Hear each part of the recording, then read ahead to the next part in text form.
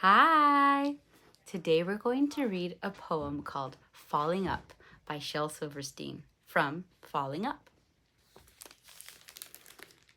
Falling up.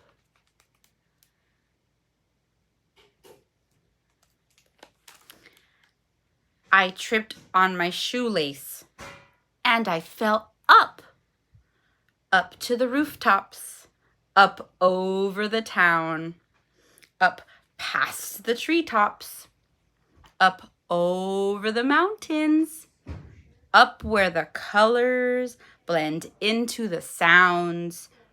But it got me so dizzy. When I looked around, I got sick to my stomach. And I threw down.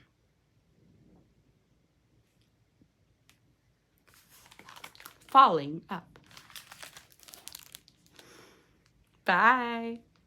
See you later.